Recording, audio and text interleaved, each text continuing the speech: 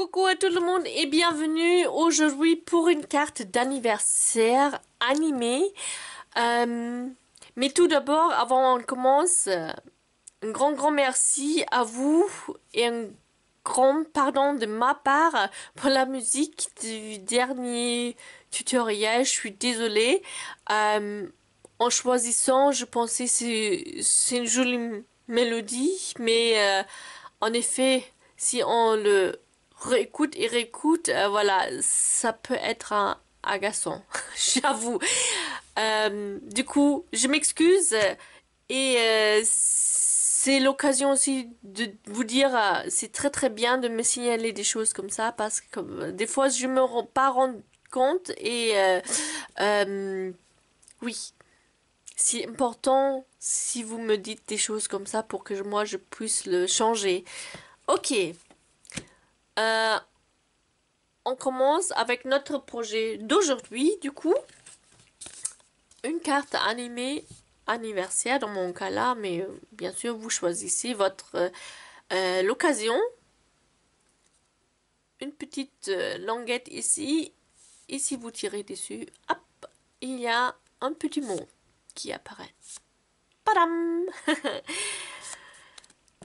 Je pense cette carte là est assez pour un niveau plutôt avancé. Je vous conseille pas juste au début parce que il y a quand même des mesures, des étapes un petit peu plus oui, compliquées. Et si vous commencez tout juste, peut-être c'est un petit peu trop compliqué. Oui, compliqué à suivre en fait.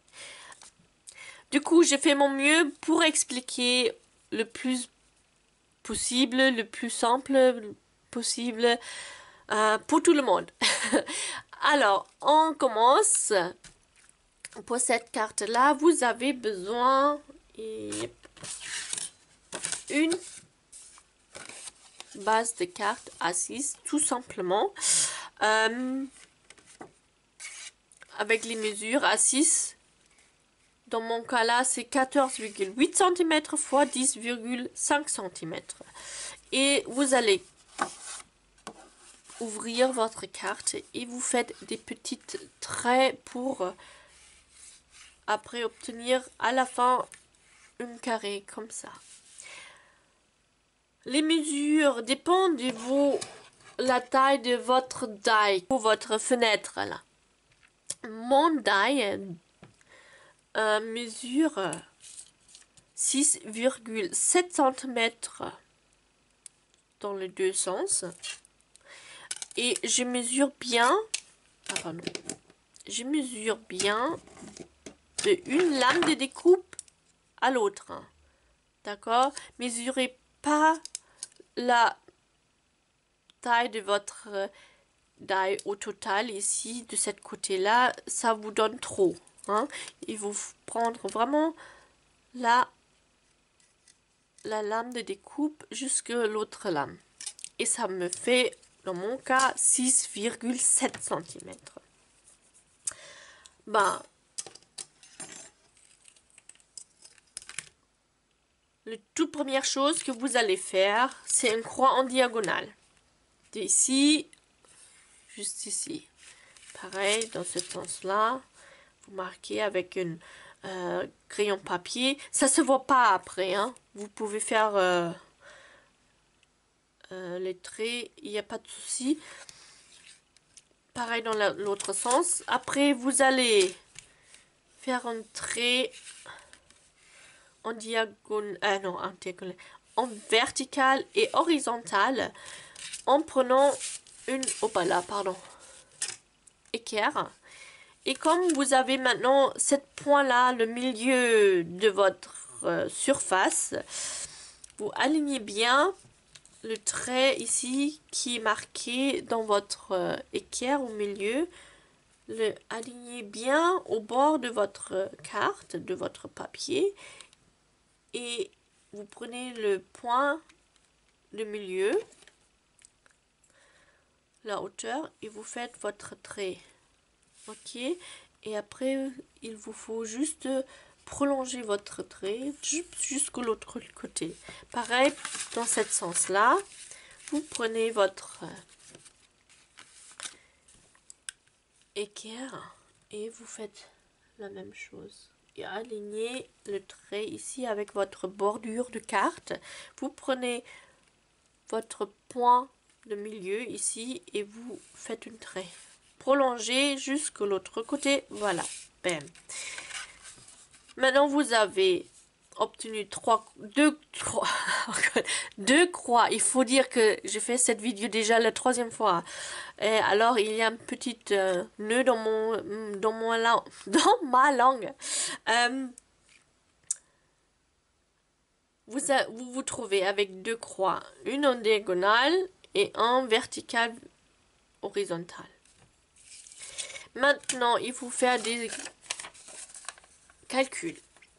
Selon votre taille, le mien mesure, comme je dis, 6,7 en carré.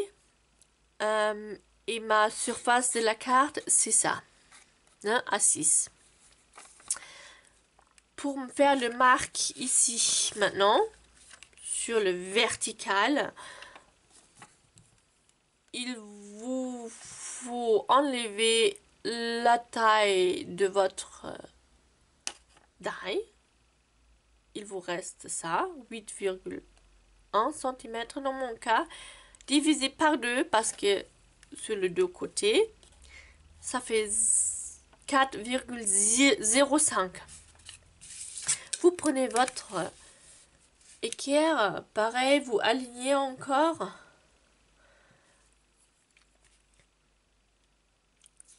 Zéro. Et ici, vous prenez 4,05. Pareil sur l'autre côté. Alignez bien les zéros, le point de départ. Et 4,01 cm. Une marque ici. Voilà. Pareil pour cet côté-là. Le hauteur fait 10,5 cm. Moi, la taille de mon die, il me reste que 3,8 cm. Divisé par 2, ça fait sur chaque côté un bord de 11,9 cm. Je le marque ici aussi, tac, 1,9 cm. Pareil, 1,9 cm. Après, vous avez obtenu les 4 points, 4 marques. Et vous alignez encore bien votre milieu, très milieu du équerre.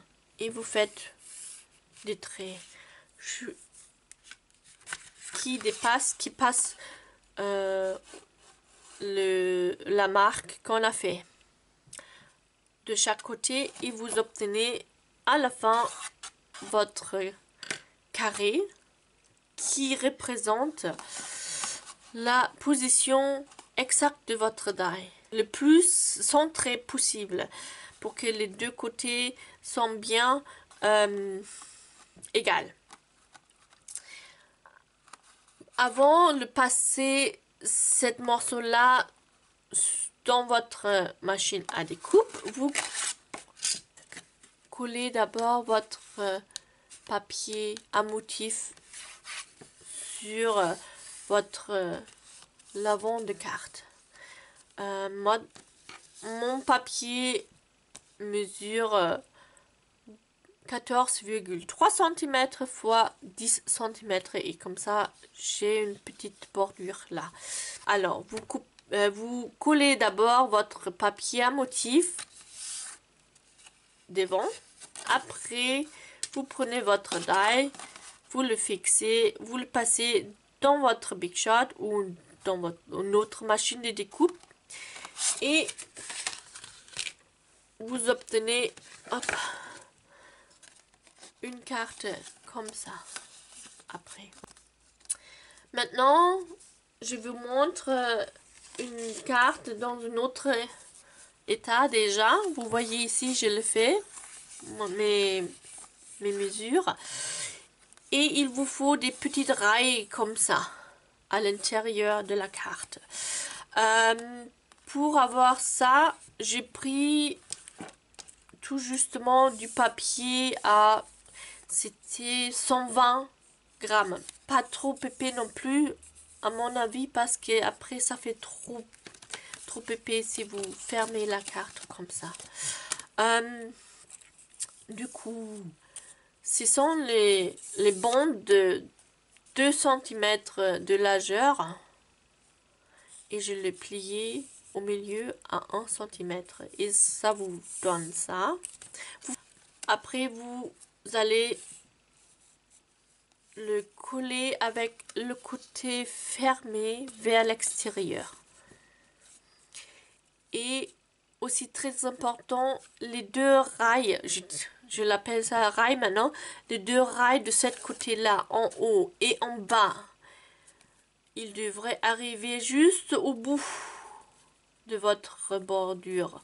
Vous voyez ici, ça va jusqu'au bout. Ça, c'est important parce que après plusieurs essais, je me suis rendu compte que cette rail-là doit être dans une pièce. Il ne doit pas avoir, après, si on colle, et on colle ça par exemple, je vais vous montrer. Si on colle ça de ce sens-là, il y a cette petite bordure de cette rail à l'intérieur qui peut bloquer après votre morceau de papier qui glisse dedans. Alors cette rail-là devrait être vraiment lisse, sans d'autres bordures ici. Alors je vous conseille de faire 2 rails complets de longueur pour en bas et en haut. Et vous les collez à l'intérieur de cette rail là en fait, d'accord? Faut pas faire comme ça, mais comme ça, pour qu'il n'y a pas d'obstacle pour le morceau de papier qui glisse dedans. Ok, vous allez aussi laisser un petit bordure ici, un petit espace, pas tout à fait vraiment au bord, mais vous laissez un petit espace en collant les rails. Si vous avez fini avec les rails, vous prenez un morceau de papier, ça fait 7 morceaux de papier qui glissent dedans, et j'ai fait aussi un petit peu de calcul pour avoir la largeur du papier. J'ai pris mon total de cette longueur là, qui mesure 14,8 cm. J'ai pris cette chiffre là qu'on a réduit le bord ici. J'ai obtenu 10,7 cm. Ça me donne la largeur de mon papier. Et pour le hauteur, j'ai pris, parce que c'est, hop là, pardon, c'est normalement c'est 5,5 cm. J'ai pris un petit peu moins large ou moins haut pour que ça glisse bien dedans. Et sinon, si vous prenez pile poil 10,5 cm, ça glisse pas. C'est trop grand, ça coince. Du coup, vous prenez cette morceau-là que vous coupez dans votre bourraille et vous le foncez dans cette côté-là. Vraiment dedans. Après, vous allez clapper avec une crayon papier. Vous allez marquer l'ouverture, votre fenêtre en fait. Zac, zac. Ok. Et après, vous bougez votre papier de l'intérieur jusqu'au l'autre bout. jusqu'à l'autre côté et vous refaites, vous remarquez votre fenêtre. Ça. Et après, vous obtenez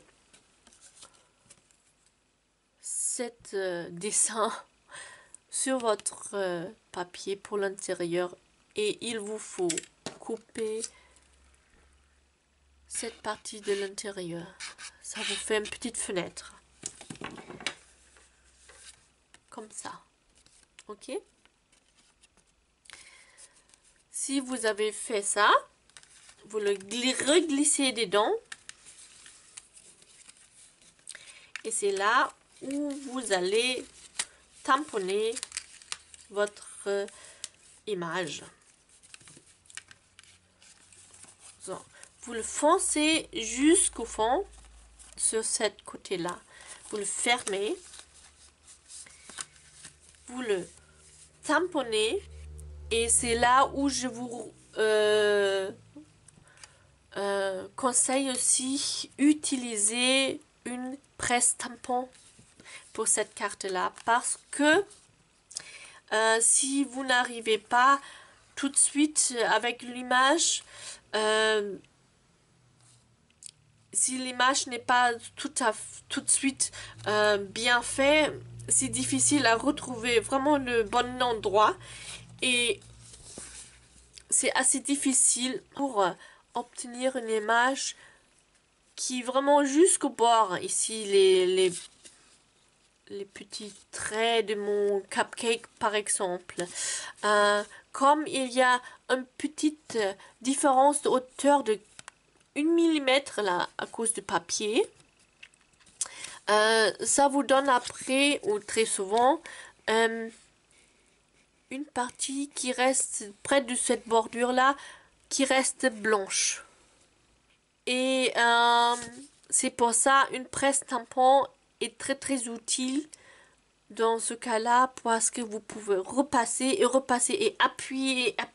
Vraiment appuyer avec toutes vos forces pour obtenir une image qui se termine vraiment au bord. Si vous avez fait ça, vous repositionnez votre morceau de papier de l'intérieur dans cette côté-là et vous tamponnez votre deuxième mot ou aussi une image, hein, et vous faites pareil avec une presse tampon. Il faut dire aussi que ce que j'ai remarqué, j'ai utilisé ici un tampon de chez Stampin' Up et un tampon de chez Action. Et ce que j'ai remarqué, c'est bizarre, justement parce que les tampons de chez Stampin' Up sont de meilleure qualité, ils sont plus épais, ils sont moins souples, ils font plutôt cette petite trait blanche qui reste. Alors avec les tampons Stampin' Up, il faut vraiment appuyer énormément et plusieurs fois pour avoir les traits qui se terminent vraiment au bord. Par contre, avec les tampons d'Action, ils sont plus souples, alors ils prennent plus cette différence de hauteur plus simple parce que justement ils sont plus souples. C'est vraiment rigolo, mais je remarquais ça, voilà. Et après, je le colorie avec les marqueurs alcool. Et vous faites la décoration, vous voulez. Et il vous faut juste après une petite languette pour être capable de le bouger. Et si vous êtes contente, la toute dernière chose que vous allez faire, c'est mettre ici de la colle et vous refermez la carte. Le seul inconvénient de cette carte là, c'est que vous n'avez pas vraiment, vous pouvez pas ouvrir. Du coup, vous mettez normalement votre mot ici, hein, d'accord? Et comme vous avez colorié, peut-être comme moi, c'est pas très joli. Alors, moi, je vous conseille de mettre après une autre morceau de papier ici pour, oui, pour que ça soit plus joli. Voilà. J'espère que vous pouvez me suivre avec mes explications. Cette carte-là est, comme je dis, un petit peu, oui, compliqué, tricky à faire. Il y a des petits détails où il vous faire, où on doit faire attention.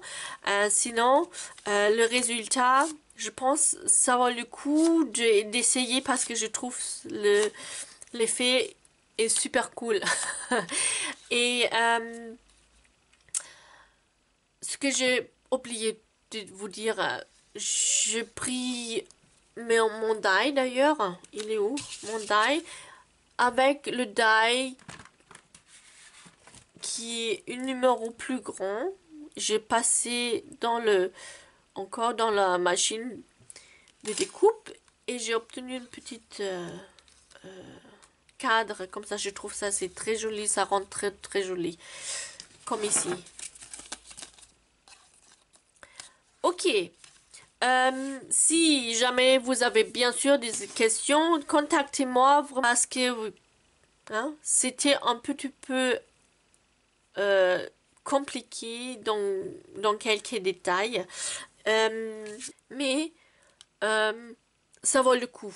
Hein, ça vaut le coup. Je vais peut-être pas faire vent de cette carte-là, de cette sorte de carte-là, mais ça reste une carte spéciale pour quelqu'un très spécial.